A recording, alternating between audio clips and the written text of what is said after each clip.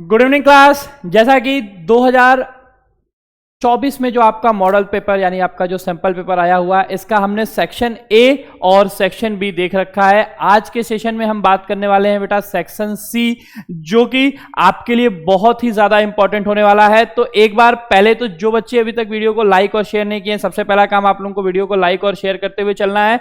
और साथ ही साथ अगर हम बात करें सेक्शन सी की, ठीक है, तो अगर हम सेक्शन सी की बात करें तो याद रखिएगा यहां पर आपको क्या देखने को मिलेगा। This section contain 7 question. सबसे पहली चीज तो यहां पे 7 क्वेश्चन आपके होने वाले हैं, जिसमें इंटरनल चॉइस भी होगा, यानी एक दो क्वेश्चन आपको ऐसे भी दिखेंगे जिसमें आपके ऑप्शंस रहेंगे, या तो ये कर लीजिए या तो वो कर लीजिए। ठीक है, तो ऑप्शंस वाले भी क्वेश्चन रहेंगे इन 1 क्वेश्चन, इंटरनल चॉइस इन 1, मतलब 7 में से केवल एक में ही आपका ऑप्शन रहेगा, बाकी 6 करोगे तो नंबर मिलेगा, नहीं करोगे तो नंबर नहीं मिलने वाला है। ठीक है, the following questions are short answer type question and carry 3 marks of each, मतलब सारे के सारे क्वेश्चन आपके 3-3 नंबर वाले होने वाले हैं। तो ये 3-3 नंबर वाले क्वेश्चन हैं, तो याद रखेंगे 7 क्वेश्चन है, यानी 21 नंबर आपका पेपर फिक्स करने वाला है। तो भाई सैंपल पेपर है तो 7 इंटू 3 आपका हो तो गया 21, लेकिन क्या सर यही क्वेश्चन कॉपी पेस्ट होगा? तो इसकी कोई गारंटी नहीं है कि यही क्वेश्चन कॉपी पेस्ट होगा, हाँ, लेकिन इसी पैटर्न पे आपके क्वेश्चन कॉपी पेस्ट होने वाले हैं। तो एक एक क्वेश्चंस को आराम से सॉल्व करते हुए चलेंगे विथ डिटेलिंग, कि अगर उस क्वेश्चन के बिहाफ पे आपका कोई दूसरा क्वेश्चन आता है तो उसको भी आप आराम से सॉल्व कर ले जाओगे। ठीक है, बाकी जहां पर जिस भी क्वेश्चन में कोई भी डाउट होगा आप वो कमेंट करेंगे, अगली क्लास में मैं उसको फिर से क्लियर करा दूंगा कि इसको किस तरीके से सॉल्व करना है आपका। ठीक है, तो आओ बिना देर किए हुए देखते हैं क्वेश्चंस। तो सबसे पहले क्वेश्चन नंबर 22 में जो पहला क्वेश्चन दिया हुआ है आपका, क्या दिया हुआ है भाई? क्वेश्चन आपका बोल रहा है write down the reaction occurring on 2 inert electrodes when electrolysis of copper chloride, किसका इलेक्ट्रोलिसिस कराना है? Copper chloride is done. what will happen if a concentrated solution of copper sulfate is replaced with copper chloride? यहां पर 22A, यानी यहां 2 question है, ए और B, दोनों करने पे आपको 3 नंबर मिलेगा। आपको जब आप इलेक्ट्रोड्स का इलेक्ट्रोलिसिस कराने पर जब आप उसका रिएक्शन दिखाओगे किसका? कॉपर क्लोराइड का, तो 1 नंबर ये आपको देगा। और उसके बाद जब आप रिप्लेस कर दिया जा रहा है कॉपर क्लोराइड को किससे? कॉपर सल्फेट से, तो उसका रिएक्शन दिखाओगे तब आपको 1 नंबर मिलेगा। यानी ये आपका 22 का ए जो है ये 2 नंबर का है, और ये 2 नंबर आपको बेटा बहुत ही सिंपली आपको कैसे मिलने वाले हैं, तो आपको बस याद होना चाहिए इलेक्ट्रोकेमिस्ट्री में आपको जो इलेक्ट्रोड को कैसे ब्रेक किया जाता है, कैसे टूटते हैं, जैसे ही आपको याद रहेगा आप आराम से कर ले जाओगे। क्लियर है? तो आ जाओ, सबसे पहले बात करते हैं, इसमें 2 चीजें हैं। तो पहला इसका देख लेते हैं, किसका? तो प्रोडक्ट ऑफ किसका बेटा? कॉपर क्लोराइड वाला। सबसे पहले देख लेते हैं प्रोडक्ट्स ऑफ कॉपर क्लोराइड। ठीक है, कि कॉपर क्लोराइड अगर रिएक्ट कर रहा है तो इसके कौन से प्रोडक्ट बनेंगे? तो भाई कॉपर क्लोराइड की बात हो रही है। ठीक है, तो कॉपर क्लोराइड का फॉर्मूला आप सबको मालूम है sir. Copper chloride in the sense ये हो गया Cu2Cl2। कॉपर क्लोराइड आपका क्या हो गया? CuCl2। और इसको जब हम ब्रेक करेंगे बेटा तो ये किस में टूटता है? कॉपर 2+ में और 2Cl- में। यानी ये क्यों लिखना जरूरी है? ये आपके लिए इसलिए जरूरी है कि इसके आधार पे ही आप बता पाओगे कि कैसे हम इसका कहां रिडक्शन होगा, कहां पे ऑक्सीडेशन होगा। तो अब कहा गया है भाई इलेक्ट्रोड का इलेक्ट्रोलिसिस कराया जा रहा है, तो कॉपर 2+ आयन है, यानी कॉपर जब हम रिएक्शन लिखेंगे तो क्या लिखेंगे? कॉपर 2+ क्या कर रहा है? 2 इलेक्ट्रॉन लेगा और किस में कन्वर्ट हो जाएगा? कॉपर 2+ 2 इलेक्ट्रॉन लेके किस में कन्वर्ट हो जाएगा?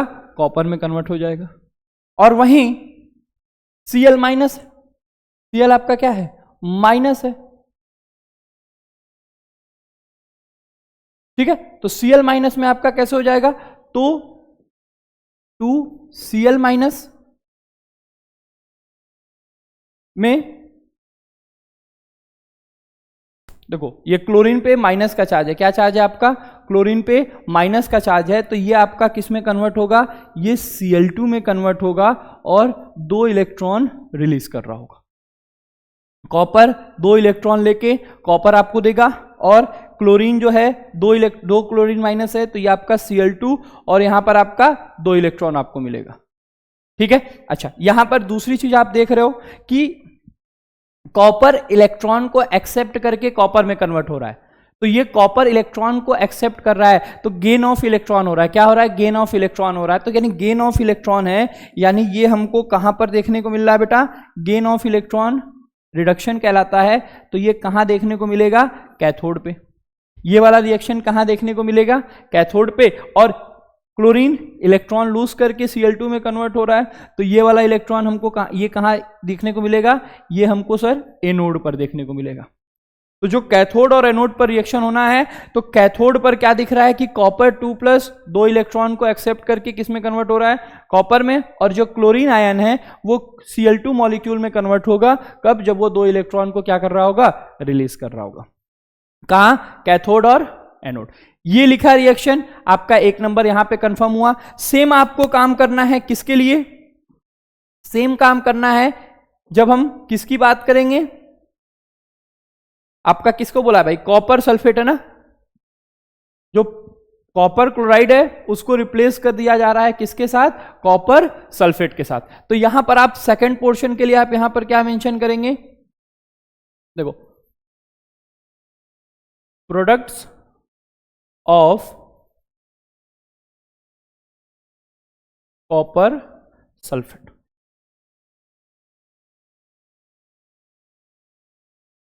तो कॉपर सल्फेट की बात करें तो कॉपर सल्फेट का हमारा सिंपल सा फॉर्मूला क्या हो जाएगा सर, कॉपर सल्फेट का हमारा जो फॉर्मूला हो जाएगा सिंपल सा, वो क्या हो जाएगा, CuSO4। ये कॉपर सल्फेट है भाई, तो ये किसमें टूटता है सर, ये टूटता है Cu2+ और SO4 2- में। सर किसमें टूटता है, Cu2+ में और SO4 2- में। ये क्यों, क्योंकि आपको ये बताना है कि रिएक्शन कैसे हो रहा है। ठीक है, तो कॉपर प्लस वाला है, तो भाई कॉपर प्लस कैसे रिएक्ट कर रहा होगा, कॉपर प्लस जो है Cu2+ जो है वो आपका वही सेम काम कर रहा है, यहां वाला, ये 2 इलेक्ट्रॉन लिया और किसमें कन्वर्ट हो गया, कॉपर में, और यहां सल्फेट है SO4 2-। तो ये क्या हो रहा है भाई, देखो जो सल्फेट है यही आपको याद रखना है, सल्फेट आपका कैसे होगा, ये आपका चेंज होता है H2O8 में। किसमें चेंज होगा, H2O8 में, और यहां पर क्या रिलीज करेगा, 2 इलेक्ट्रॉन रिलीज करेगा। ये आपको रिएक्शन से याद होगा कि रिएक्शंस में कैसे हो रहा होता है और कहां पर क्या चीजें हैं, तो भाई वही इलेक्ट्रॉन एक्सेप्ट कर रहा है यानी रिडक्शन हो रहा है, और रिडक्शन हमको कहां देखने को मिलता है सर, कैथोड पर। रिडक्शन कहां देखने को मिलता है, कैथोड पर, और ऑक्सीडेशन कहां देखने को मिलता है सर, एनोड पर। ऑक्सीडेशन कहां देखने को मिलता है, एनोड पर। क्लियर है, कोई दिक्कत यहां पे, देखो सिंपल सा है, बस बोला था कि आपको कॉपर क्लोराइड और कॉपर सल्फेट का जो रिएक्शन होगा एनोड और कैथोड पे, उसको आपको लिखना है। तो ये एनोड और कैथोड का रिएक्शन है आपका कॉपर क्लोराइड का, और ये रिएक्शन है आपका कॉपर सल्फेट का। ठीक है, आपने इसको डिटेल में एकदम पूरा पढ़ा होगा। स्क्रीनशॉट लेते हुए चलिए अगले क्वेश्चन पे चलते हैं। 22 का बी 1 नंबर का क्वेश्चन है, बहुत ही सिंपल सा क्वेश्चन है। क्वेश्चन क्या कह रहा है, right an expression for the molar conductivity of aluminium sulphate. किसकी मोलर कंडक्टिविटी दिखानी है, एल्यूमिनियम सल्फेट की, कब, एट इनफाइनाइट डाइल्यूशन। ठीक है, at infinite dilution according to the Kohlrausch law, यानी कोलराउश लॉ के अकॉर्डिंग आपको इनफाइनाइट डाइल्यूशन पे आपको एल्यूमिनियम सल्फेट का क्या दिखाना है, मोलर कंडक्टिविटी, कोलराउश लॉ के अकॉर्डिंग। तो कोलराउश लॉ आप लोगों ने पढ़ा हुआ है, तो उसके लिए जैसे ही आप इसका आंसर लिखोगे बेटा, मैं आपको बता दूं सबसे पहले तो आपको एल्यूमिनियम सल्फेट का फॉर्मूला पता होना चाहिए। सर हमको पता है Al2SO4 का होल थ्राइस। अब कोलराउश लॉ की बात है तो कोलराउश लॉ आप जानते हो कि इनफाइनाइट डाइल्यूशन पे क्या कहते हैं कि कैटायन और एनायन का सम क्या होगा, इक्वल होगा। क्या कहते हैं कि कैटायन और एनायन का सम क्या होगा, इक्वल होता है। किसके, इनफाइनाइट डाइल्यूशन पे मोलर कंसंट्रेशन के। तो पहले इसका आप कैटायन और एनायन ब्रेक कर लो। तो जब हम इसको ब्रेक करेंगे बेटा तो ये किसमें टूटेगा, किसमें टूटेगा, 2Al3+ में प्लस 3SO4 2- में। किसमें टूटेगा बेटा, 2Al3+ में और 3SO4 2- में। यानी जब हम इसको रिप्रेजेंट करने जाएंगे किसके अकॉर्डिंग, तो अकॉर्डिंग टू कोलराउश लॉ। अब सिंपल सा आ जाओ, किसके अकॉर्डिंग हो जाएगा बेटा, तो अकॉर्डिंग टू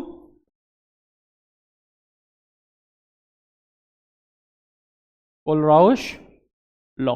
इसको हम कैसे रिप्रेजेंट करेंगे, तो भाई अकॉर्डिंग टू कोलराउश लॉ हमारा जो कैप एम होता है, कैप एम इनफाइनाइट वाला किसके बराबर होता है सर, ये बराबर होता है लैम्डा सी इनफाइनाइट प्लस लैम्डा ए इनफाइनाइट के।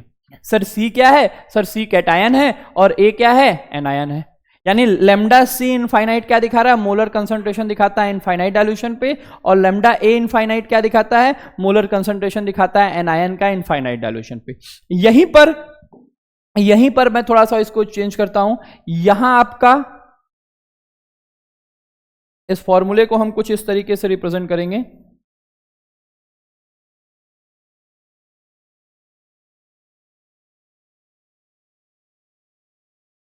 देखिएगा यहां पर आपका देखो, इसके साथ यहां पर कैटायन है बेटा तो X+ होता है, और यहां पे हम क्या लिखते हैं, Y- लिखते हैं। सर ये X+ और Y- क्या है, फॉर्मूले में आप जानते हो सर, ये X+ क्या होता है, कोफिशिएंट ऑफ कैटायन, और Y- क्या होता है, coefficient of anion for molar concentration. इसके लिए मोलर कंसंट्रेशन के लिए ये आपके कोफिशिएंट होते हैं। तो यहां पर जब आप वैल्यू पुट करोगे बेटा, किसके लिए निकालना है, तो एल्यूमिनियम सल्फेट के लिए निकालना है। बिल्कुल सिंपल सा हो जाएगा सर, क्या हो जाएगा, कैप इनफाइनाइट Al2SO4 का whole thrice is equals to किसके बराबर होगा बेटा, ये किसके बराबर होगा सर, कोफिशिएंट। तो एल्यूमिनियम का कोफिशिएंट क्या है, 2 लैम्डा, यहां पर क्या आ गया, Al3+, कब, इनफाइनाइट डाइल्यूशन पे, प्लस इसका कोफिशिएंट क्या है सर, 3 है, यहां लैम्डा इनफाइनाइट डाइल्यूशन पे आपका क्या हो जाएगा, SO4 2-। यानी आपको खाली ये वाला पोर्शन दिखाना है और आपका जो है एक नंबर ये पूरा फिक्स हो जाएगा। एक एक नंबर के क्वेश्चन होते सिंपल हैं, लेकिन बस दिक्कत ये है कि आपको एट द टाइम क्लियर होना चाहिए कि हाँ सर क्या हम वहां पर लिखना है, क्वेश्चन में क्या पूछ रहा है, उस क्वेश्चन को किस तरीके से हमको सॉल्व करना है। जैसे ही आपका ये चीज क्लियर होगा, आप ऑटोमेटिक क्वेश्चन को सॉल्व कर ले जाओगे। क्लियर है, चलिए तो 22 के बाद बात करते हैं 23। तो 23 में आपका देखो क्या दिया हुआ है, अकाउंट फॉर द फॉलोइंग।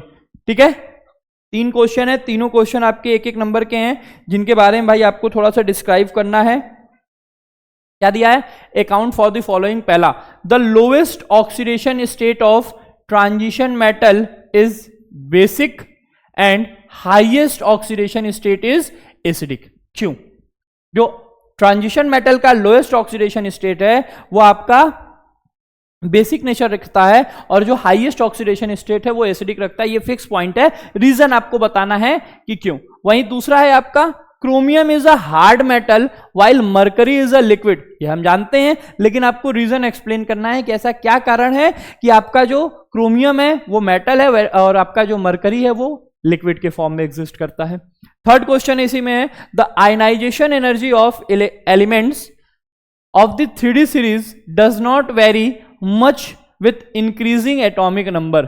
क्यों, तो बिल्कुल सिंपल सा रीजन है। पहले वाले क्वेश्चन पे आ जाओ कि क्यों लोएस्ट ऑक्सीडेशन स्टेट वाले बेसिक नेचर और हाईएस्ट ऑक्सीडेशन वाले एसिडिक नेचर रखते हैं। तो बिल्कुल सिंपल सा यहां पे लिखेंगे, in case of lowest oxidation state. ठीक है, in case of lowest oxidation state the metal atom has some electrons present in the valence shell. जब लोएस्ट होगा तो कुछ इलेक्ट्रॉन प्रेजेंट होंगे, ठीक है, of the metal atom that are that are not involve in the bonding, जो कि bond में इन्वॉल्व नहीं हो रहे हैं।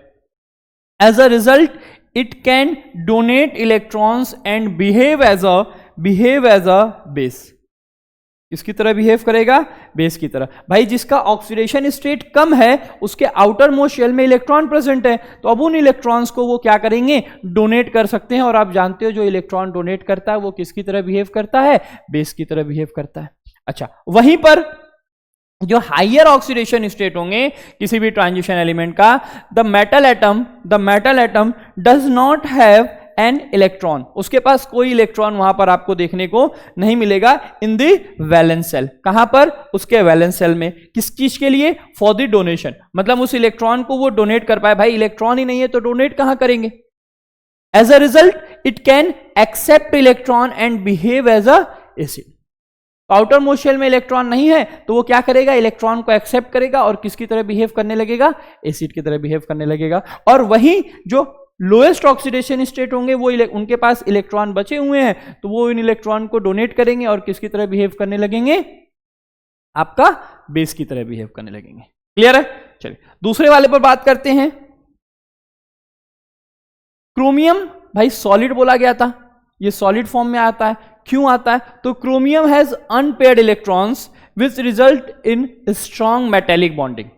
अनपेयर्ड इलेक्ट्रॉन होने की वजह से यह आपका मेटेलिक बॉन्डिंग दिखाता है। वो भी कैसा मेटेलिक बॉन्डिंग दिखाता है बेटा? स्ट्रॉन्ग मेटेलिक बॉन्डिंग दिखाता है, which result it being hard solid, जिसकी वजह से यह आपका क्या हो जाता है? हार्ड हो जाता है। Whereas in the absence of unpaired electron in mercury is result being liquid. Simple सा स्टेटमेंट, बस आपको एक बार याद होना चाहिए। अच्छा, कॉपर, क्रोमियम, कॉपर कोई भी ले ले कि ये हार्ड है, तो हार्ड होने का रीजन क्या है? भाई इसका हार्ड होने का रीजन है कि इसके पास अनपेयर्ड इलेक्ट्रॉन होंगे और वो अनपेयर्ड इलेक्ट्रॉन क्या करेंगे? मेटेलिक बॉन्डिंग बनाएंगे और मेटेलिक बॉन्डिंग स्ट्रॉन्ग बॉन्ड होता है जिसकी वजह से वो आपका मेटल क्या हो जाएगा? हार्ड हो जाएगा। वहीं मरकरी में कोई अनपेयर्ड इलेक्ट्रॉन नहीं है, दैट्स वाई ये आपका क्या करेगा? ये आपका लिक्विड के फॉर्म में एग्जिस्ट करता है। क्लियर है?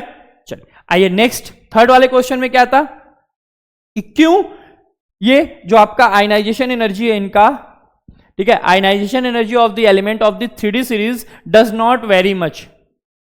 क्यों नहीं बहुत ज्यादा वेरी करती है भाई? क्योंकि the increase in effective nuclear charge responsible for steady increase in ionization energy is shielding effect. क्या रीजन है भाई? भाई शील्डिंग इफेक्ट की वजह से ये बहुत ज्यादा वेरी करते नहीं है, ये बहुत ही नॉमिनल इसमें चेंजेस दिखाई दे रहे होते हैं। क्यों? Shielding effect. और शील्डिंग इफेक्ट आप जानते हो कि इनर मोस्ट में इलेक्ट्रॉन फिल हो रहा होता है, तो जिसकी वजह से आउटर मोस्ट शेल में जो फोर्स ऑफ अट्रैक्शन लगना था न्यूक्लियस के थ्रू, वो फोर्स ऑफ अट्रैक्शन क्या हो जाता है? कम हो जाता है। क्योंकि आप जब बात करेंगे न्यूक्लियस की तो भाई देखो ये न्यूक्लियस होगा जो कि पॉजिटिवली चार्ज होगा और इसके किनारे आपके ये सेल्स होंगे, ये फर्स्ट, सेकेंड, थर्ड और ये वाला आपका फोर्थ। तो फोर्थ सेल तक इलेक्ट्रॉन जा चुके हैं, लेकिन अब जो इलेक्ट्रॉन फिल हो रहे होते हैं वो कहां फिल हो रहे होते हैं बेटा? 3D सीरीज में फिल हो रहे होते हैं, थर्ड में हो रहे होते हैं। तो जिसकी वजह से इस न्यूक्लियस का आउटर मोस्ट शेल में जो फोर्स ऑफ अट्रैक्शन लगना था वो फोर्स ऑफ अट्रैक्शन लग नहीं पाता है। तो इसकी वजह से यहां पर ये क्या करता है भाई? इसका जो आयनाइजेशन एनर्जी है वो एक नॉर्मल पैटर्न पे इंक्रीज करता है, बहुत ज्यादा वेरिएशन दिखाई नहीं दे रहा होता है। क्लियर है? चलिए आइए अगला क्वेश्चन है हमारे सामने, question number 24। Give the chemical reaction involve when P nitrotoluene undergoes Etard reaction. P nitrotoluene undergoes Etard reaction. ठीक है। दूसरा है why does benzoic acid exist as a dimer in a protic solvent. और third है आपका benzene on reaction with methyl chloride in the presence of anhydrous AlCl3 form toluene. What is the expected outcome if benzene is replaced by benzoic acid. अगर हम benzene को benzoic acid में convert कर दें तो क्या होगा, और give the reason for your answer. और आपको आंसर का रीजन भी देना है। तो सबसे पहले तो भाई पहला जो 24 का पहला वाला क्वेश्चन आपका दिया हुआ है, इसकी अगर हम बात कर ले, इसकी अगर हम बात कर लें, किसका भाई? आंसर फर्स्ट का। 24 के फर्स्ट का कह रहा है कि give the chemical reaction involving when the P nitrotoluene undergoes the Etard reaction. तो इसके लिए देखो बेटा, आपको सबसे पहली चीज आपको ये क्लियर होनी चाहिए कि सर इटार्ड रिएक्शन है क्या। तो इटार्ड रिएक्शन में टोलुइन को हम लोग बेंजल्डिहाइड में कन्वर्ट करते हैं। टोलुइन को किस में कन्वर्ट करते हैं? बेंजल्डिहाइड में कन्वर्ट करते हैं। यहां पर आपको क्या करना है? पी नाइट्रोटोलुइन लेना है। तो पी नाइट्रोटोलुइन का मतलब हो गया बेटा कुछ इस तरीके से, ये आपका टोलुइन और पी नाइट्रोटोलुइन बोला हुआ है, तो यहां पर ये आपका लग गया NO2। पैरा पोजीशन पे आपका क्या लग गया? NO2। और इटार्ड रिएक्शन है, तो सर इटार्ड रिएक्शन में हम जानते हैं हम किसका यूज करते हैं? क्रोमिल क्लोराइड का यूज करते हैं। किसका यूज करते हैं? क्रोमिल क्लोराइड, जिसका फॉर्मूला होता है Cr2O2Cl2। और मीडियम कैसा रहता है भाई? एसिडिक रहता है। मीडियम कैसा रहता है? एसिडिक रहता है। तो CrO2Cl2, एक मिनट सॉरी, ये क्रोमिल क्लोराइड CrO2Cl2, और मीडियम कैसा रखना है? एसिडिक मीडियम रखना है। और जैसे ही हम इसका क्या करा देंगे बेटा? ऑक्सीडेशन कराएंगे, तो ये आपका किस में कन्वर्ट हो जाएगा? ये पी नाइट्रोबेंजल्डिहाइड में कन्वर्ट हो जाएगा। देखो बस ऊपर वाला जो टोलुइन है जो हमारा एल्डिहाइड में कन्वर्ट होता है, तो वो टोलुइन एल्डिहाइड में कन्वर्ट हुआ, और नाइट्रो ग्रुप आपका जहां लगा हुआ है वो वहां पर एज इट इज लगा हुआ है। तो ये आपका क्या बना लेगा? पी नाइट्रो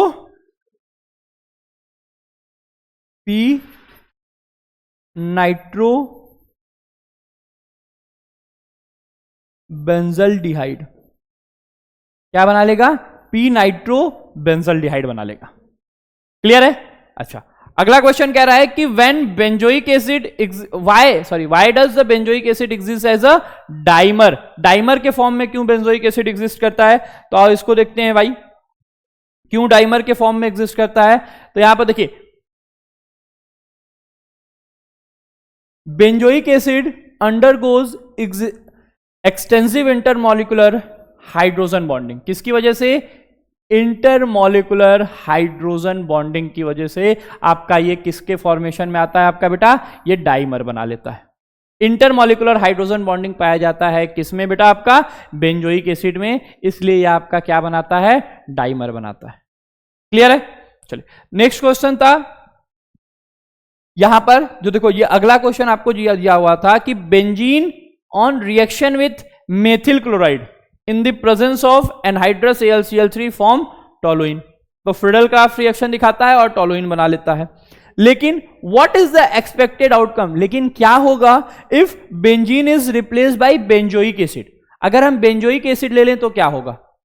तो बेंजोइक एसिड लेंगे तो पहले तो यहां कोई रिएक्शन देखने को नहीं मिलेगा आपका, ठीक है। तो यहां पर देखो, benzoic acid does not undergoes the reaction with methyl chloride. किसके साथ? मेथिल क्लोराइड के साथ। रीजन क्या भाई? क्योंकि बेंजोइक एसिड जो है वो फ्रीडल-क्राफ्ट रिएक्शन नहीं दिखाता है। फ्रीडल-क्राफ्ट रिएक्शन नहीं दिखाता because the carboxylic group is deactivating and the catalyst aluminium chloride, जो कि लुईस एसिड है, get bonded to the carboxylic group.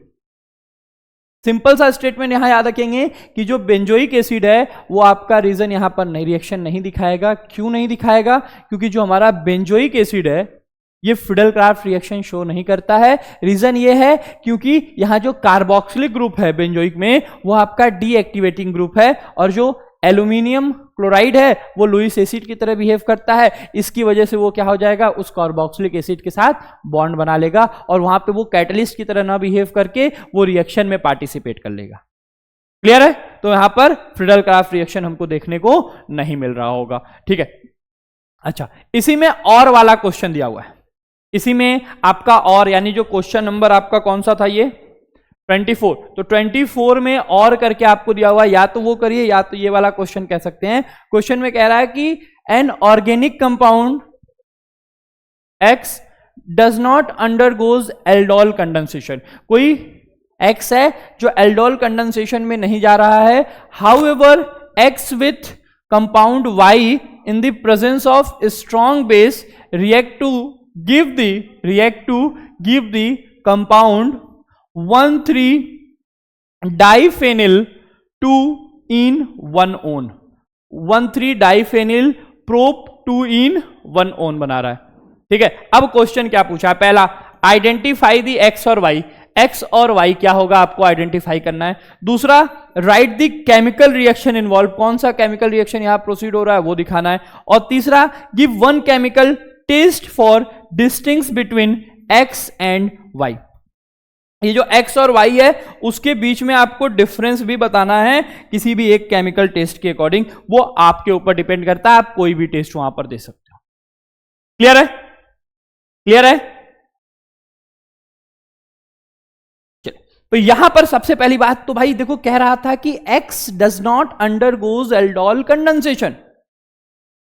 तो एल्डोल कंडेंसेशन तो वो दिखाते हैं जिनके पास अल्फा हाइड्रोजन हो, तो ये अल्फा हाइड्रोजन नहीं रख रहा है। तो यहां पर सबसे पहला, यहां पर जब हम आंसर लिखेंगे तो हमारा जो x है, x आपका क्या हो जाएगा? अब देखो जो कंपाउंड बन रहा है 1,3 डाइफेनिल बन रहा है, फेनिल बन रहा है, यानी ये जो कंपाउंड हो जाएगा ये हमारा क्या हो जाएगा? बेंजल डिहाइड हो जाएगा। क्या हो जाएगा?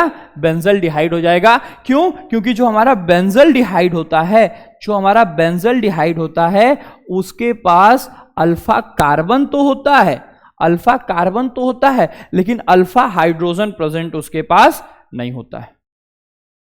ठीक है, और Y की अगर हम बात करें तो जो Y है हमारा, Y जो है बेटा वो एसीटोफिनोन हो जाएगा। क्या होगा? Y जो है वो हमारा एसीटोफिनोन है। एसीटोफिनोन का सर फॉर्मूला क्या होता है? एसीटोफिनोन का फॉर्मूला होता है CH3 डबल बॉन्ड O और इधर आपका बेंजीन रिंग। एसीटोन होगा, एक तरफ CH3 लगा है, ये हमारा एसीटोफिनोन। तो आपने x और y मतलब इसी तरीके से क्वेश्चंस रहेंगे, उसमें आपको x और y आइडेंटिफाई कर लेना है और फिर रिएक्शन दिखाना है।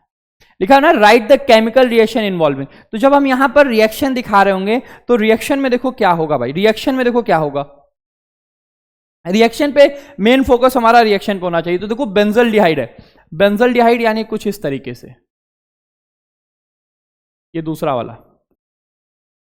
C डबल बॉन्ड O और H, ऐसे लिख लो या नॉर्मली आप CHO लिखो, लेकिन आपको समझना है इसलिए मैं ये दिखा रहा हूं। ये बेंजल डिहाइड, और यहां रिएक्शन किसके साथ हुआ है भाई? C double bond O CH। अच्छा, इस CH3 को मैं इधर कर रहा हूं,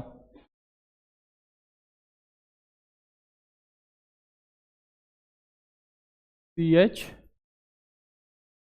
ठीक है, अच्छा किसके? तो भाई बेसिक मीडियम में ये रिएक्शन होगा। किसके मीडियम में? बेसिक मीडियम में। यहां पे हम क्रॉस एल्डोल कंडेंसेशन दिखा रहे हैं। क्या दिखा रहे हैं? क्रॉस एल्डोल कंडेंसेशन दिखा रहे हैं।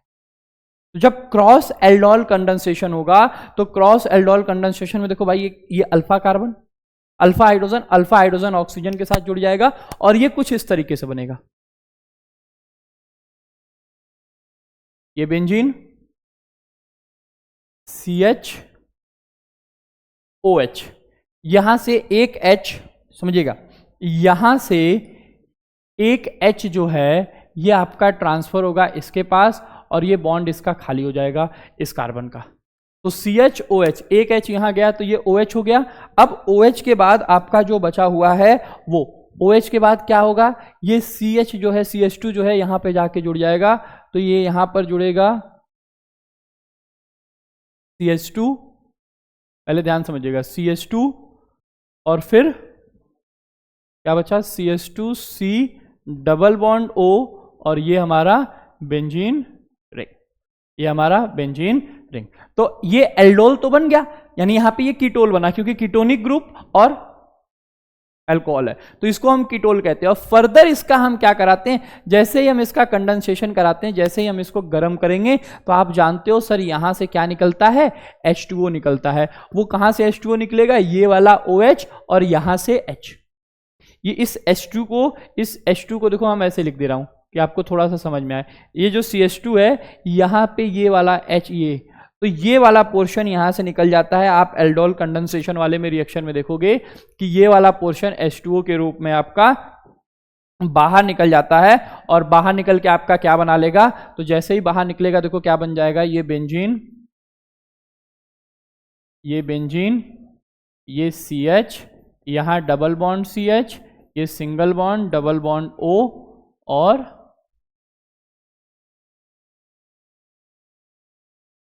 ठीक।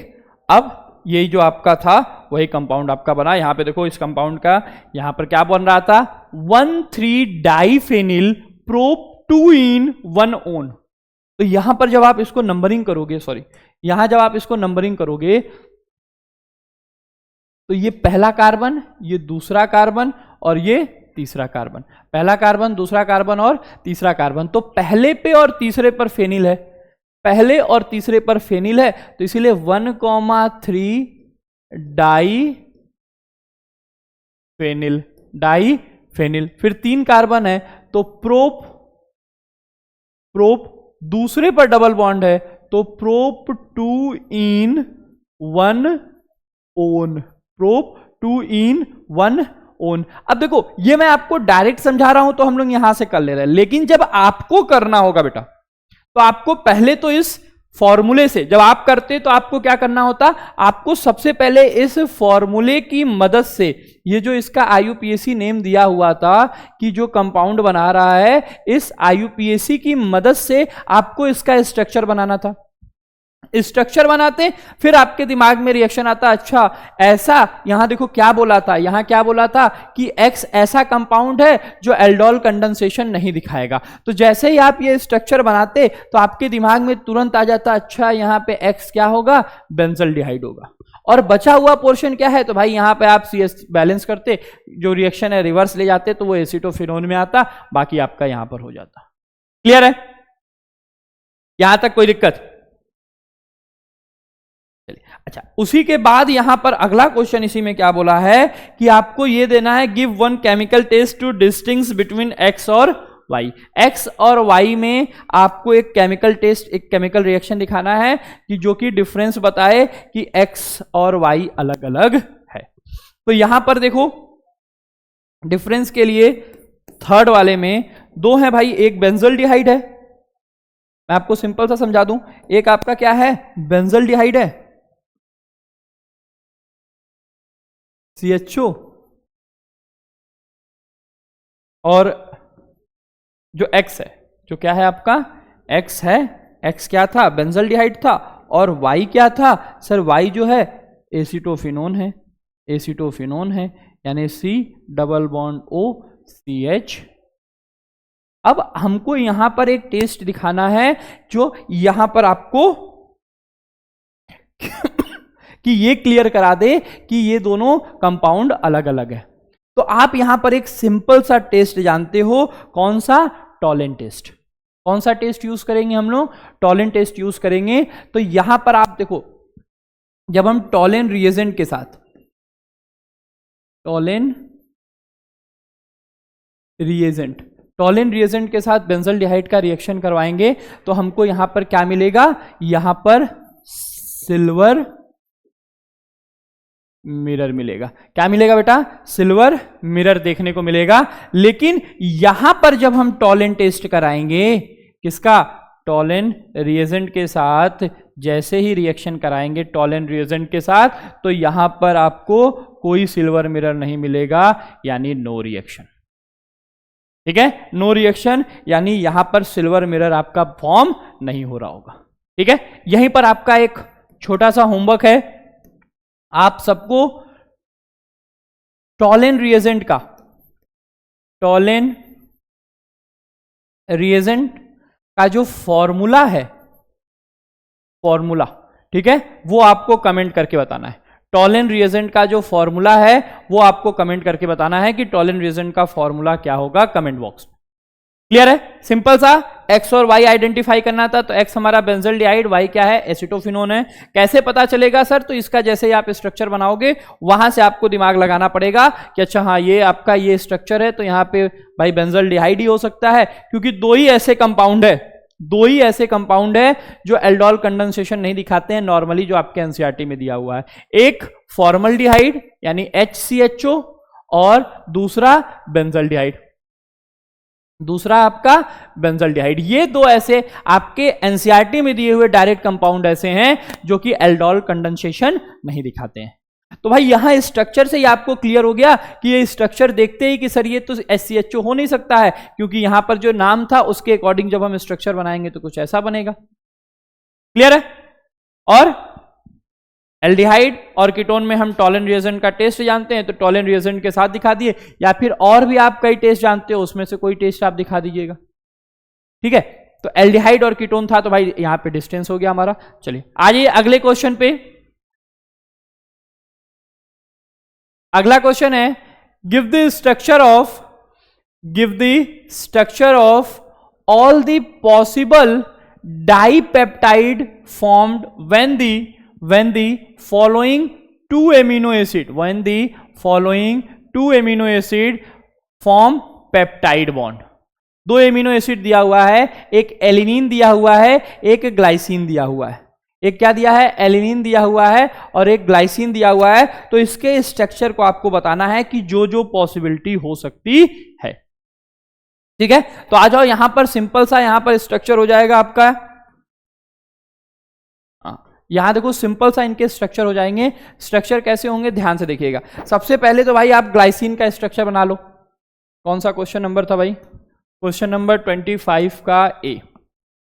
तो जब 25 का ए, तो 25 के ए में आपका क्या है? ग्लाइसिन। तो ग्लाइसिन का फॉर्मूला हमारा क्या है? उसको हम थोड़ा सा सिस्टमैटिक लिखेंगे, H2NCH COOH, CH2COOH, ये हमारा ग्लाइसिन है। ठीक है, उसके बाद एलिमीन दिया हुआ था, उसका फॉर्मूला क्या है भाई? H2NCH COOH और ये CH, ये आपका CH। ठीक है, यहां पर जब रिएक्शन होता है, जब स्ट्रक्चर बनाते हैं तो यहां से H2O बाहर निकलता है। सर कौन सा H2O बाहर निकलता है? तो ये आपका OH और ये यहां से H। तो ऐसे कुछ इस तरीके से मैं थोड़ा सा इसको सिस्टमैटिक कर रहा हूं। देखो समझने के लिए आप यहां पर समझो, देखो ये कार्बोक्सिलिक एसिड है। कार्बोक्सिलिक एसिड कुछ इस तरीके से होगा बेटा, C double bond OH। Carboxylic acid कैसे होगा? C डबल बॉन्ड OH, बाकी इधर की जो चीजें रहेंगी वो रहेंगी।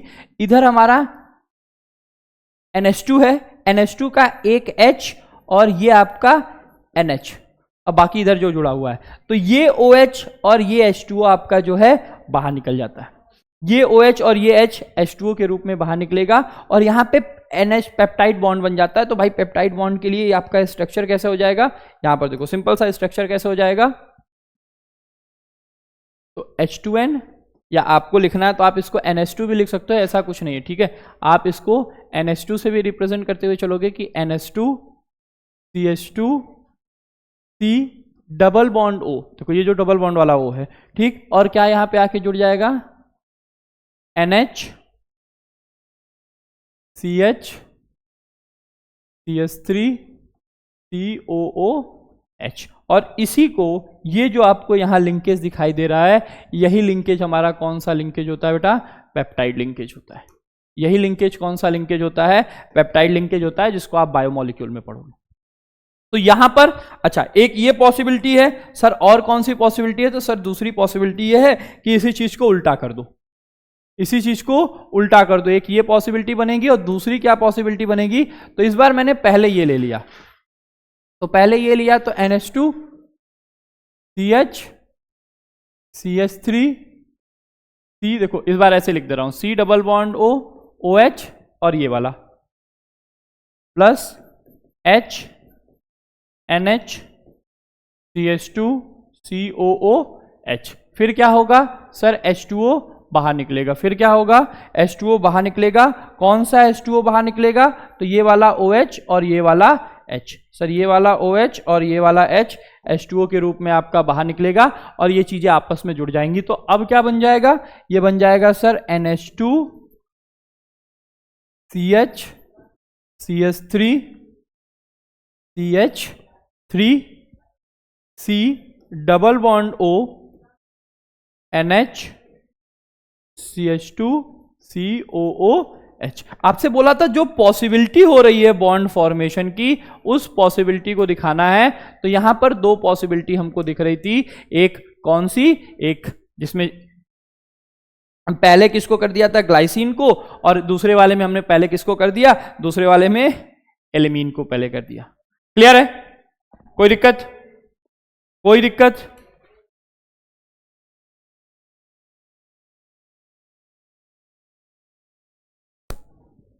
अच्छा, दूसरा क्वेश्चन क्या था इसी में? दूसरा क्वेश्चन कह रहा है कि keratin, insulin and myosin are the few examples of the proteins present in a human body. ये सब ह्यूमन बॉडी में पाए जाने वाले प्रोटीन्स हैं। Identify which type of the protein is keratin and insulin. Keratin और इंसुलिन किस type का प्रोटीन है, and differentiate between them based on their physical properties. और फिजिकल प्रॉपर्टी के बेस पे इनको हमको क्या करना है, डिफ्रेंशिएट करना है। किसको किसको भाई? कैरिटीन को और इंसुलिन को ना। तो आ जाओ यहां देखो, बी वाला, बी वाले में क्या है भाई, कैरिटीन और इंसुलिन, कैरिटीन और इंसुलिन दोनों की बात करना है। तो याद रखिएगा कि कैरिटीन की अगर हम बात करें तो कैरिटीन हमारा कैसा है, तो फाइब्रस प्रोटीन होता है। कैसा प्रोटीन है? फाइब्रस प्रोटीन है। और जो हमारा इंसुलिन है ये ग्लोबुलर प्रोटीन होता है। ये कैसा प्रोटीन होता है बेटा? ग्लोबुलर प्रोटीन होता है, ग्लोबुलर प्रोटीन। और दूसरे में, दोनों में क्या प्लस पॉइंट आपको लेना है कि जो फाइब्रस प्रोटीन है वो आपका, यानी जो कैरिटीन है ये आपका वाटर इनसॉल्युबल है, और ये जो है आपका, ये आपका क्या हो जाता है, वाटर सॉल्युबल प्रोटीन है। ठीक है, ये आपका क्या है, वाटर इनसॉल्युबल प्रोटीन है, और ये आपका वाटर सॉल्युबल प्रोटीन होता है। यानी ये वाटर में सॉल्युबल है और ये वाटर में सॉल्युबल नहीं होता है। कौन? कैरिटीन। सिंपल सा याद रखेंगे कि कैरिटीन वाटर इनसॉल्युबल है, और इंसुलिन जो है वाटर सॉल्युबल होता है। साथ ही साथ कैरिटीन जो है वो फाइब्रस प्रोटीन है, और इंसुलिन जो है वो आपका ग्लोबुलर प्रोटीन है। क्लियर है? चलिए नेक्स्ट क्वेश्चन नंबर 26 है आपका। क्वेश्चन नंबर 26 में कह रहा है कि Neeta was experimenting in the lab to study the chemical reactivity of alcohol. She carried out dehydration reaction of propanol at 140 degree Celsius, propanol at 140 degree Celsius to 180 degree Celsius. Differentiate the product were obtain at these two temperature. Propanol को करना है भाई यहां पर dehydration reaction of propanol at 140 degree Celsius to 180। Next यहां पे question दिया हुआ है कि identify the major product formed at 140 degree Celsius and the substitution mechanism following in this case. और बी में है identify the major product formed at 180 degree Celsius and the substitution mechanism followed in this case. बहुत ही simple सा concept यहां पर आपको लगाना है बेटा। यहां पर बहुत ही सिंपल सा कॉन्सेप्ट लगेगा। क्या? देखो आपको अल्कोहल का रिएक्शन बताया गया, बस किस पे, तो Neeta was experimenting lab study in chemical reactivity of alcohol. She carried out the dehydration reaction of propanol. किसका देख रहा है भाई? प्रोपेनॉल का डिहाइड्रेशन देखने को मिल रहा है यहां पे। तो पहले वाले के तो यहीं पे आ जाओ, पहला यहीं देख लेते हैं। तो आंसर में जब आप लिखोगे, आंसर में जब आप लिखोगे तो फर्स्ट वाले का तो भाई प्रोपेनॉल है। क्या है? प्रोपेनॉल है। यानी प्रोपेनॉल का फॉर्मूला आपका क्या हो गया? CH3 CH2 CH2OH। ये प्रोपेनॉल है। और आपने पढ़ा हुआ है कि सर जब हम 140 डिग्री सेल्सियस पे रिएक्शन कराएंगे, कहां पे रिएक्शन कराएंगे? 140 डिग्री सेल्सियस पे रिएक्शन कराएंगे। तो 140 डिग्री सेल्सियस पे यहां पर आपका क्या बनता है? ये जो अल्कोहल है वो ईथर में कन्वर्ट हो जाता है। तो क्या बना लेगा? CH3 CH2 CH2O CH2 CH2 CH3। Propanol था तो प्रोपेनॉल किसमें कन्वर्ट हो जाएगा? डाई प्रोपिल ईथर में कन्वर्ट हो जाएगा। किसमें? Di propyl ether. किसमें कन्वर्ट हो जाएगा? Di propyl ether. और इसका IUPAC लिखेंगे तो IUPAC में क्या हो जाएगा बेटा? प्रोपॉक्सी प्रोपेन। प्रोपॉक्सी प्रोपेन क्या हो जाएगा? प्रोपॉक्सी प्रोपेन हो जाएगा। यहां पर बैलेंसिंग की अगर हम बात कर लें तो बैलेंसिंग के लिए आपको क्या कर लेना है? यहां पर इसके 2 मॉलिक्यूल ले लेंगे, 2 मॉलिक्यूल लेंगे और यहां से आपका H2O बाहर निकलता है। डिहाइड्रेशन आपका यहां बोल ही रहा है। क्या हो रहा है? डिहाइड्रेशन हो रहा है ना। देखो डिहाइड्रेशन रिएक्शन, तो डिहाइड्रेशन है तो यहां पे हो गया। और साथ ही साथ बोला है and the substitution mechanism followed in the case. तो कौन सा मैकेनिज्म है भाई? 2 मॉलिक्यूल यूज हो रहे हैं ना। SN1 और SN2 में आपको बताया गया कि 2 मॉलिक्यूल यूज होंगे तो कौन सा हो जाएगा? बाई मॉलिकुलर हो जाएगा। और बाई मॉलिकुलर यानी मैकेनिज्म यहां पर कौन दिखा रहा है? तो यहीं पर लिख देंगे and this reaction show SN2 mechanism. कौन सा मैकेनिज्म? SN2 mechanism. कौन सा मैकेनिज्म दिखाएगा भाई? SN2 मैकेनिज्म दिखाएगा। क्यों? क्योंकि सर ये बाई मॉलिकुलर है। क्यों? क्योंकि ये क्या है आपका? बाई मॉलिकुलर है, इसलिए कौन सा मैकेनिज्म दिखाएगा? SN2 दिखाएगा। ठीक है। अच्छा, यहीं पर दूसरे वाले में जब 180 की बात हो रहा है तो 180 के लिए क्या हो जाएगा? बी वाले में CH3 CH2 CH2OH। जब हम 180 डिग्री सेल्सियस पे रिएक्ट कराएंगे, किस पे रिएक्ट कराएंगे? 180 डिग्री सेल्सियस पे जब आप इसका रिएक्शन कराएंगे तो यहां भी डिहाइड्रेशन होगा और ये आपका क्या बना लेगा? ये आपका बना लेता है CH3 CH double bond CH2, यानी ये आपका प्रोपीन बनाएगा। क्या बनाएगा बेटा? प्रोपीन बनाएगा। कहां से? इस प्रोपेनॉल को। ये इस प्रोपेनॉल को प्रोपीन बना देगा। क्यों? क्योंकि यहां पर हम जानते हैं, यहां आप रीजन लिखना चाहो तो लिख सकते हो। क्या लिख सकते हो? As we know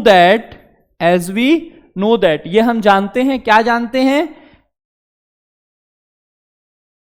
at 170 degree Celsius alcohol alcohols form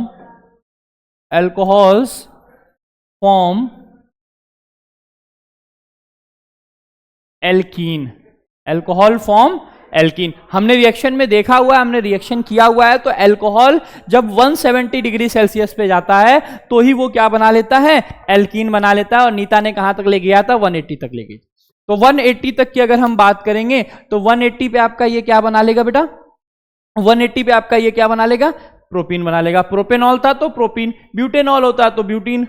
वो डिपेंड करता है कि क्या लिखा हुआ है। अच्छा, दूसरा मैकेनिज्म की बात कर रहा है तो मैकेनिज्म में क्या कर देंगे भाई? एक ही मॉलिक्यूल है तो this reaction shows SN1 mechanism. कौन सा मैकेनिज्म शोज कर रहा है भाई? SN1 मैकेनिज्म शो कर रहा है, यानी यूनिमॉलिकुलर रिएक्शन है तो यहां पर ये SN1 मैकेनिज्म शो कर रहा है। यानी न्यूक्लियोफिलिक सब्स्टिट्यूशन रिएक्शन आपके पेपर में मैंने आपको बता रखा है कि डायरेक्ट नहीं पूछा जाएगा कि what is a nucleophilic substitution reaction. उससे क्वेश्चन आते हैं और क्वेश्चन किस पैटर्न पे आएंगे, किस तरीके से आएंगे, तो वो आपका कुछ इस तरीके से रहेगा। कोई रिएक्शन दिया हुआ, आप बताओ कि वो यूनिमॉलिकुलर है कि बाईमॉलिकुलर है। तो भाई एक मॉलिक्यूल रिएक्ट कर रहा है तो यूनिमॉलिकुलर है, यानी SN1 मैकेनिज्म दिखाएगा। और यहां पर हम जानते हैं कि ईथर का फॉर्मेशन होता है 140 डिग्री सेल्सियस पे, तो ये आपका SN2 मैकेनिज्म है। ये आपका क्या है? SN2 मैकेनिज्म है। और आपको रिएक्शन में आपको मालूम भाई क्या यूज करते हैं? तो एसिड भी यूज करते हैं। तो यहां पे आप लिख लोगे इन the presence of H2SO4। In the presence of H2SO4 ये आप रिएक्शन में मेंशन कर सकते हो, या केवल H+ लिख सकते हो। यहां भी लिख लेंगे। ये रिएक्शन किसके प्रेजेंस में हो रहा होगा? H2SO4। और 180 डिग्री सेल्सियस तक जैसे ही हम ले जाएंगे तो 170 पर ही आपका ये आपका किसमें? अल्कोहल किसमें कन्वर्ट हो जाता है? एल्कीन में कन्वर्ट हो जाता है। क्लियर है एकदम आराम से। चल आइए अगला क्वेश्चन नंबर 27। क्वेश्चन नंबर 27 देखो भाई, यहां पे क्वेश्चन नंबर 27 कह रहा है कि various isomeric halo alkanes with the general formula C4H9Cl undergoes hydrolysis reaction। किसमें जा रहा भाई? Hydrolysis. among them A is the most reactive through SN1। A जो है SN1 मैकेनिज्म के थ्रू क्या है? मोस्ट रिएक्टिव है। आइडेंटिफाई ए को आइडेंटिफाई करना है। Citing the reason for your choice, क्यों आपने ए को आइडेंटिफाई किया वो, और write the mechanism for the reaction. Write the mechanism for the reaction. अब सिंपल सा देखो, एक मॉलिक्यूलर फॉर्मूला आपको दिया है C4H9Cl। क्या मॉलिक्यूलर फॉर्मूला दिया है? C4H9Cl। और कह रहा है भाई ये C4H9Cl में आपका अगर SN1 मैकेनिज्म दिखा रहा है तो उससे आप उसका बताओगे कि कौन सा ज्यादा प्रीफर होगा। तो ए क्या होगा? तो सबसे पहले जब हम यहां आंसर लिखेंगे तो इस आंसर में आप देखो, हम जानते हैं, हमने SN1 SN2 में पढ़ा हुआ है कि जो SN1 रिएक्शन है, यहां पे लिख लो, as we know that क्या जानते हैं हम भाई कि tertiary halide shows more SN1 mechanism. SN1 mechanism कौन दिखाता है? टर्शरी हैलाइड दिखाता है। तो वो जो मॉलिक्यूलर फॉर्मूला दिया हुआ है, तो वहां से हमको जो A फाइंड आउट करना है, सो A इज इक्वल टू, यहां पे सो A इज इक्वल टू क्या हो जाएगा उस फॉर्मूले से बेटा? CH3CL। टर्शरी एल्किल हैलाइड हम जानते हैं कि टर्शरी एल्किल हैलाइड जो है वो SN1 मैकेनिज्म शो करता है ज्यादा। तो टर्शरी हैलाइड हमको बनाना था भाई, तो हम उस मॉलिक्यूलर फॉर्मूले में जो बोला है आइसोमेरिक, कोई भी आइसोमर ले सकते थे, तो उस आइसोमर में हम किसको ज्यादा प्रेफर करेंगे? टर्शरी वाले को प्रेफर करेंगे। क्यों? क्योंकि भाई ये टर्शरी कैसे है? क्योंकि देखो ये जिस कार्बन से जुड़ा हुआ है, ये 3 कार्बन से है, तो ये 3 डिग्री का कार्बन है, और ये टर्शरी एल्किल हैलाइड हो गया। ये क्या हो गया? Tertiary alkyl halide. अच्छा, दूसरी बात, ये SN1 मैकेनिज्म है, तो कह रहा है कि identify A reason your choice and write the mechanism for the reaction. क्यों हमने ये लिया है? क्योंकि टर्शरी हैलाइड आपका ज्यादा दिखाता है, तो ये रीजन हो गया, और ए आपका पता हो गया। अच्छा, मैकेनिज्म की बात कर रहा है बेटा, तो मैकेनिज्म, और किस चीज के मैकेनिज्म की बात हो रहा है? हाइड्रोलिसिस। क्या हो रहा है? हाइड्रोलिसिस हो रहा है। तो हाइड्रोलिसिस के मैकेनिज्म की बात हो रही है। तो यहां पर आप देखो, आप जानते हो SN1 रिएक्शन है तो ये 2 स्टेप होता है। तो स्टेप फर्स्ट में आपको मैंने समझा रखा है कि स्टेप फर्स्ट में क्या होगा कि जो हमारा ये टर्शरी एल्किल हैलाइड है, यानी CH3CH3CH3Cl, ये स्लो स्टेप रिएक्शन दिखाता है। पहली बात याद रखिएगा, ये रिएक्शन कैसा है? स्लो रिएक्शन होता है, और यहां पे आपका कार्बोकैटायन फॉर्म होता है। क्या फॉर्म होता है? कार्बोकैटायन फॉर्म होता है। तो यहां पर आपका सबसे पहले क्या बनेगा?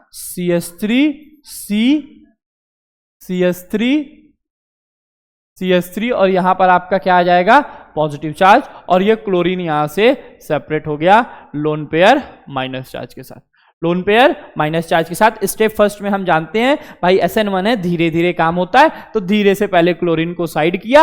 अब स्टेप सेकंड में क्या काम करेगा सर? अब स्टेप सेकंड में क्या काम करेगा? स्टेप सेकंड में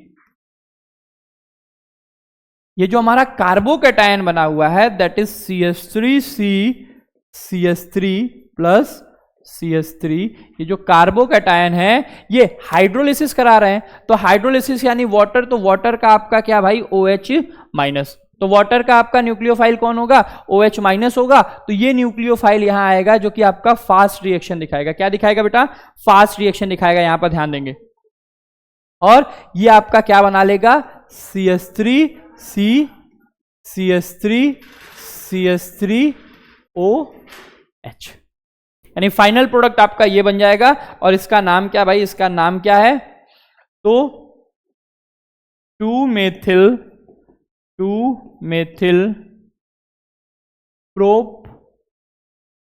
propane two ol, propane two ol, 2 methyl propane two ol. अच्छा, डायरेक्ट, ये तो मैकेनिज्म है, डायरेक्ट रिएक्शन लिखना होता तो डायरेक्ट रिएक्शन हमारा ये होता CH3 ये आपको लिखना नहीं, बस समझा रहा हूं। Cl रिएक्शन किसके साथ कराना है? H2O के साथ, तो आपका क्या बनाएगा सर? ये बनाएगा CH3OH प्लस बाहर क्या निकला? HCl। तो ये तो आपका डायरेक्ट रिएक्शन है, लेकिन आपको दिखाना क्या था? मैकेनिज्म दिखाना था। तो यहां पर आप मैकेनिज्म जो बनाओगे वो मैकेनिज्म आप यहां पे बता दोगे कि हां इस मैकेनिज्म के अकॉर्डिंग यहां पर काम हो रहा है।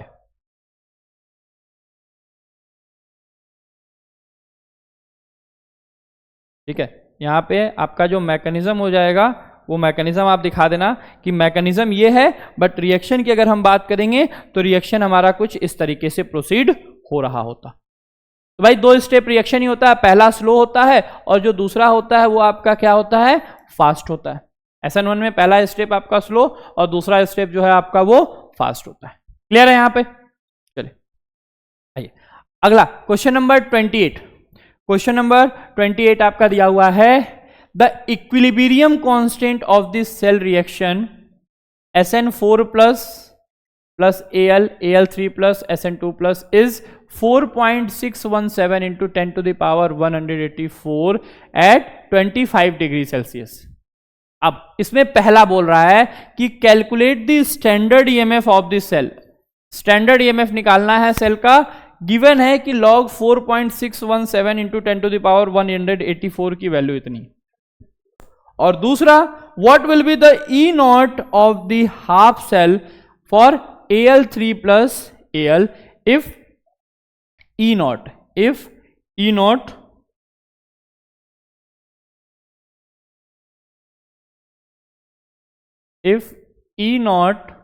of the half SN4 plus to SN2 plus is इतना। अगर E naught इतना है तो कितना होगा भाई? 2 वैल्यू यहां पर आपको फाइंड आउट करनी है। बहुत ही सिंपल सा ये क्वेश्चन है, आप यहां पे बहुत ही इसको सिंपल तरीके से करेंगे। बस पहला का जब आप आंसर निकाल रहे हैं तो यहां ध्यान दीजिए, यहां पे आंसर फर्स्ट में आ जाए आप ए। और फॉर्मूला आपको पता है किसके लिए? Standard EMF. अगर क्वेश्चन में इक्विलिब्रियम कांस्टेंट बोला है तो इक्विलिब्रियम कांस्टेंट के लिए आप फॉर्मूला जानते हो कि सर इक्विलिब्रियम कांस्टेंट के लिए फॉर्मूला होता है E naught cell is equals to 0.059 1 upon में n log Kc। ये हम जानते हैं फॉर्मूला, और इस फॉर्मूले में वैल्यू हमको पुट करनी है। ठीक है, अब देखो यहां पर सब चीजें, Kc तो डायरेक्ट दिया हुआ है, लेकिन n की वैल्यू फाइंड आउट करनी है। आपको सबसे पहला काम क्या करना है? n की वैल्यू फाइंड आउट करनी है। तो n की वैल्यू फाइंड आउट करने के लिए जो आपका ये इलेक्ट्रोड दिया हुआ है, इस इलेक्ट्रोड को थोड़ा सा ध्यान से देखो। इलेक्ट्रोड, ये जो रिएक्शन दिया है, इस रिएक्शन को अगर हम कन्वर्ट करते हैं तो हमको क्या देखने को मिलेगा कि SN4 प्लस, ध्यान देखिएगा, SN4 plus Al gives Al3 plus SN2 plus. ये रिएक्शन दिया हुआ है हमारा। तो यहां से आप एक चीज देखो कि फॉर दिस रिलेशन अगर आप यहां से SN4 को सेपरेट करें और Al को सेपरेट करें तो हमको क्या देखने को मिलेगा? ध्यान समझिएगा कि SN4 प्लस किस में कन्वर्ट हो रहा है? सर SN2 प्लस में कन्वर्ट हो रहा है। तो कब कन्वर्ट हो रहा होगा? जब ये 2 इलेक्ट्रॉन ले रहा होगा। जब ये 2 इलेक्ट्रॉन क्या कर रहा होगा? एक्सेप्ट कर रहा होगा। जी सर। अच्छा, तो ये इलेक्ट्रॉन ले रहा है, यानी ये रिएक्शन आपका इलेक्ट्रॉन एक्सेप्ट कर रहा है। तो ये कहां पर हो रहा है? सर ये एनोड पर हो रहा है, ऑक्सीडेशन वाला रिएक्शन है। वहीं एल्यूमिनियम कन्वर्ट हो रहा है Al3 प्लस में फॉर लूजिंग 3 इलेक्ट्रॉन। सॉरी, यहां पे देखो, यहां करेक्शन करेंगे, ये आपका रिडक्शन दिखा रहा है, यानी ये कहां पर हो रहा है? कैथोड पर हो रहा है। कैथोड पर, कहां पे? कैथोड पर। और ये कहां पर हो रहा है?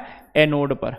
ये क्यों लिखना जरूरी है? क्योंकि आपको इस फॉर्मूले में n की वैल्यू चाहिए, और n की वैल्यू के लिए हमको क्या करना है, यहां से रिएक्शन दिखाएंगे। तो यहां पर 2 इलेक्ट्रॉन है, यहां 3 इलेक्ट्रॉन है, इक्वेशन बैलेंस करेंगे। तो इक्वेशन बैलेंस करने के लिए आप ऊपर वाले इक्वेशन में क्या करोगे बेटा, मल्टीप्लाई करेंगे किससे, 2 से, सॉरी हाँ, ऊपर वाले में 3 से कर लेंगे, और नीचे वाले इक्वेशन में किससे मल्टीप्लाई करेंगे, 2 से मल्टीप्लाई करेंगे, ताकि इलेक्ट्रॉन जो है वो हमारे क्या हो जाए, बैलेंस हो जाए। तो इलेक्ट्रॉन बैलेंस करना जरूरी है, और बैलेंस इलेक्ट्रॉन यहां पे अगर आप निकालोगे तो ये बैलेंस इलेक्ट्रॉन क्या आएगा, 3SN4 plus 6 electron after reaction 3SN2 plus, और नीचे 2Al after reaction 2Al 3 plus 6 electron.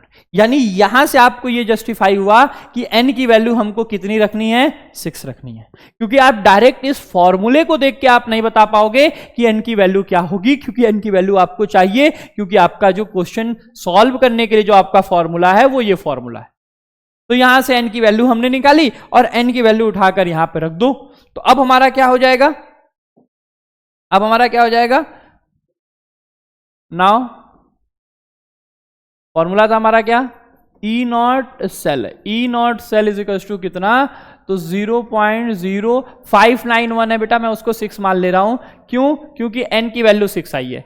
क्यों 6 माना? क्योंकि n की वैल्यू 6 आई है, log Kc, और Kc की वैल्यू कितनी दी हुई है, सॉरी log Kc, और Kc की वैल्यू कितनी दी हुई है, 4.617 into 10 to the power 18, 4.617 into 10 to the power 184, कितना दिया हुआ है, 10 टू द पावर 184, और इसकी वैल्यू आई है 184.6644। ठीक है, तो यहां से E नॉट सेल बराबर कितना हो गया बेटा, E naught cell is equal to हो गया 0.01 लॉग, इसकी वैल्यू डायरेक्ट दी हुई है कितना है, इंटू 184.6644, मल्टीप्लाई कर दो, 2 प्लेस का डेसिमल है, और आपका हो जाएगा। तो यहां से हमारा E नॉट सेल निकल के आ गया, E नॉट सेल कितना आ गया, 1.8644, मल्टीप्लाई कर देंगे, ये हमारा आ जाएगा आंसर। क्लियर है, क्लियर है यहां तक? देखो सिंपल सा क्वेश्चन है, और इसको आप अप्रॉक्स में क्या लिख सकते हो, इसको आप अप्रॉक्स में क्या लिख लोगे, इसको आप अप्रॉक्स में ये जो वैल्यू आई इसको हम लिखेंगे 1.85 वोल्ट। तो वैल्यू कितनी निकल के आ गई, 1.85 वोल्ट। क्लियर है? नेक्स्ट दूसरा वाला क्वेश्चन दिया हुआ है। दूसरा क्वेश्चन क्या बोला है इसी में कि what will be the E not for Al3 + 2Al। ठीक है, तो यहां पे क्या होगा, तो बी वाले के लिए देखो बेटा, बी वाले के लिए सिंपल सा आपका क्या हो जाएगा, फॉर्मूला हम जानते हैं, क्या फॉर्मूला जानते हैं कि sir E cell is equals to E naught cell, sorry E naught cell is equals to आपका हो जाएगा, ई नॉट सेल अभी निकाला ही है हमने, तो E naught cell is equals to होता है sir E naught cathode minus E naught anode, cathode minus anode. और ई नॉट सेल की वैल्यू हमने निकाल रखी है 1.85, और ई नॉट कैथोड और ई नॉट एनोड। तो सर कौन कैथोड है कौन एनोड है, यहां पर आ जाओ, कैथोड पर एसएन वाला हो रहा है और ये एनोड पर ये हो रहा है, तो एसएन एनोड आपका ये और ये आपका कैथोड वाला। क्लियर है? सिंपल सा, कौन कैथोड कौन एनोड है ये समझ में आ रहा है। एल्यूमिनियम वाला जो है वो आपका एनोड पर हो रहा है, यानी ये ऑक्सीडेशन, तो ये कैथोड हो गया और वो आपका एनोड। वैल्यू दी हुई है, वैल्यू दी हुई है आपको, यहां पर सिंपल सा वैल्यू उठा के पुट करना है। तो कैथोड एसएन वाला है, एसएन के लिए वैल्यू कितनी दी हुई है 0.15, तो 0.15 यहां पे रख लो, 0.15 माइनस ई नॉट ए, तो अब ई नॉट ए इधर आएगा, तो E naught A is equal to कितना हो जाएगा, तो भाई देखो ये इधर से इधर गया और ये इधर से आया था, तो यानी 0.15 minus 1.85 that is equals to minus का 1.70 वोल्ट। कितना? माइनस का 1.70 वोल्ट। किसकी वैल्यू आ गई आपकी यहां पर? E naught A in the sense aluminium के लिए जो आपको यहां पर बोला हुआ था कि एल्यूमिनियम का कितना होगा। क्लियर है? यहां पर सिंपल सा आपके जो सारे 3-3 नंबर वाले क्वेश्चन है सारे और वाले को लेते हुए सॉल्व कराया हुआ। जहां पर जो भी क्वेश्चन नहीं समझ में आएगा उसको आप एक बार जरूर कमेंट कर देंगे कि सर ये वाला क्वेश्चन नहीं क्लियर हुआ है, उसको मैं फिर से आपको क्लियर करा दूंगा। ठीक है, बाकी एक बार वीडियो को लाइक और शेयर जरूर कर देंगे और साथ ही साथ सब्सक्राइब चैनल को कर देंगे। ठीक है, तो आज के लिए इतना ही। Thank you.